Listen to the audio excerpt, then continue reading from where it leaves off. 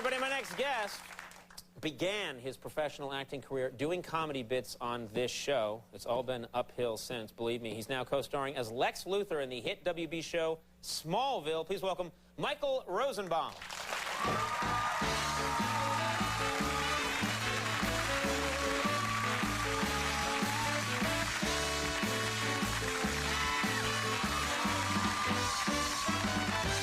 Please, you. Please.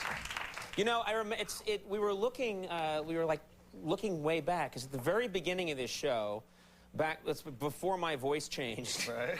And it will change. We're in this mustard-colored set, and it's 1993. You were one of the first bits that we used to do on the show, where you'd play this kid. You and a woman would play kids from Amsterdam who were talking about how cool it is in Amsterdam. There were two kids that were misinformed about Amsterdam's liberal social policy. Yeah, and I remember it always did well. And now things have really taken off. It was my first gig, and it was my first paycheck. NBC Studios for like $40 or whatever it was. It paid the rent for a couple months. That's about what I'm getting to. Yeah, I know. Seriously. I get the $40 ones. It's kind of ironic, because I wanted to find out like what you've been doing, and now that you're getting famous, you're doing these interviews. I'm reading a Rolling Stone interview, and in it, you know, you talk about how you once smoked pot with your grandmother. And I thought, and I remember reading this story, and you didn't go, and you, this is not a Lieberman crowd, trust me. Lieberman's watching right now. I must get out of this. But I'm curious, like, how did that come to be? This sounds like the coolest grandmother ever. That was years ago, you know. I was just years ago, back when grannies were cool. Yeah.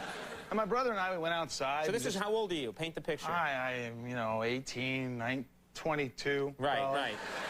22 years old. Right. And I was outside with my brother, and we, you know, did the deed, and we went into the house, and my grandmother's sitting there with her glasses and her cigarettes. She had these long, more dark cigarettes with ash this long about to go. Right. And she looked at me and she goes, "Give me it."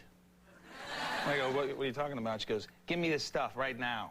I go, "What do you want?" "I want to smoke some of that stuff." Because she could smell? She could smell it on us. Right, right. And I go, "What are you talking about?" She goes, "I want it. It doesn't work. The stuff doesn't work. Just give it to me." So finally, I go, "All right." Like, I passed her the J, and Grandma sat there, just practically swallowed the whole thing, and it was unbelievable. Like an hour later, I'm like, she's like scarfing down this pizza, this whole thing, and she's like, "This stuff doesn't work."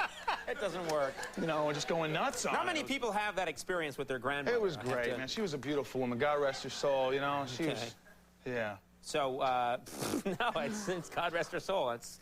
Now, let me ask you about the movies now. Yeah. You're not just doing Smallville. No. You're doing movies as well. Yeah. With big names. Yeah. You worked with Christopher Walken. Love Christopher Walken. Yeah. I always heard how weird he was. You know, I've seen him on your show. Yeah, Christopher Walken's a genius. Yeah.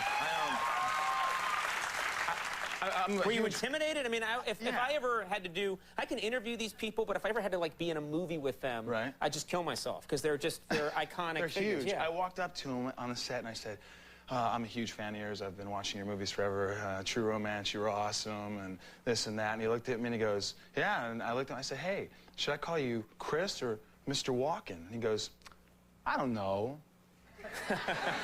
Call me Flash." And he walked away. And the next day, great. That's cool. The next day I came on that set and I go, "Should I call you?" I go, "Hey, Flash," because you know I thought I had it in with Christopher Walken. He goes, "What? Who are you?" And he walked away. I swear. You know what's amazing about him is anything sounds funny coming from Christopher Walken. Anything. Anytime he comes on the show, he's not even, you know, telling a particularly funny anecdote. It's just hearing words come out of his mouth is funny. Cheerios? Cheerios. Wow. It's funny if he's saying That's how he says Cheerios? Yeah. Conan. Everything he says is funny. He's... What about you, Kevin Spacey?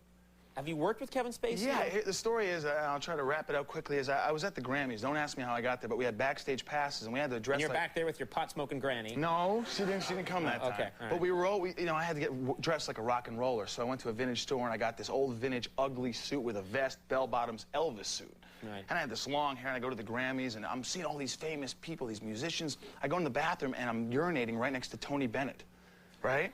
And I go, "Tony Bennett, wow." And he looks at me and goes, "Wow." Because he's looking at my crazy suit. And I look at him and I go, "You like it?" He goes, "No." And then I see Kevin Spacey walking out. And I go, "Kevin Spacey, I'm a huge fan. I'm going to do a movie with you, man. I'm going to do a movie with you." And he looks at me and goes, "Well, hell, with a suit like that, why not?" And A year later, I did a movie with him, Midnight in the Garden of Good and Evil, and I said, hey, remember me? I met you at the Grammys, and I said I'm going to do a movie with you, and he goes, oh, wait a minute. Were you wearing this crazy whacked-out Elvis suit? He remembered. He remembered, and I said, yeah, and he goes, yeah, I remember you. And it was just, it was so That's cool. A good Kevin Spacey, yeah. I've never really done a Kevin Spacey, but... Now, for this role in Smallville, you're Lex Luthor, you had to shave your head for the role. Yeah. And that would be scary for a lot of actors. I mean, obviously it's a great role, so you shave your head, but were you worried when you shaved your head that it was going to make the ladies not flock to you anymore? Not that they were really there all the time anyway. Right. You know, I thought I was going to look like Rocky Dennis from that movie Mask. Yeah. Did you ever see that? Right. Well, I didn't know what I was going to look like. I was really scared. But, you know, I love Rocky Dennis. He was a fine-looking guy, yeah. No, but I was lucky when they shaved my head. They lathered me up, and I was shaking, you know, in the chair, and it looked all right. But then I was trying to get my buddy because he's got these islands of hair. He's losing his hair. He's losing his hair. He's got these islands, and I'm like, Dave, why don't you just shave your head? You know, because he's taking the one hair and bringing it all the way here. And I'm just like, just shave it. Girls like it. And we're at the stoplight, and we're cruising, you know, looking for women. And I look next to me at the stoplight, and there's these two girls in a Jeep. And I just said, watch this, Dave. It's not that bad. Check it out. And I rolled down the window, and I wasn't being cheesy or rude. I just said, hi. And it was like a nightmare. It was like a Wes Craven movie. She looked at me, looked at her friend, goes, I think that bald guy is saying hi to me. And I looked at Dave, and I said, Dave, I go, this never happens. She's awful. Then they peel out, yeah. Yeah, and he's like, I'm never shaving it. Yeah. So, you know. Those women are wrong. It was terrible what they did. Well, Smallville airs Tuesday nights at 9 on the WB. Yeah. And check that show out. It's a very good show. And congratulations to you. So much well deserved. Very talented guy. Michael Rosenbaum, everybody. When we come back, Thievery Corporation. Stick around. Very good.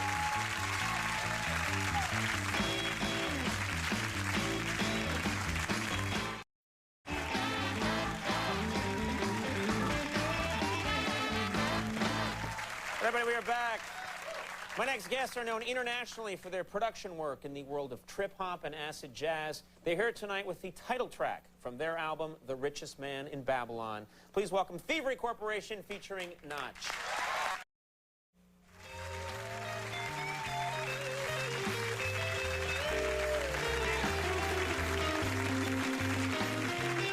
All right, everybody, that's our show. Do want to thank my guest, Michael Rosenbaum. Great to have you back. Yeah, come on back.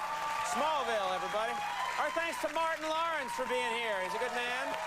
Thanks to Thievery Corporation. And, of course, Max Weinberg and the Max Weinberg 7. So, give the last call with Garvin Daly.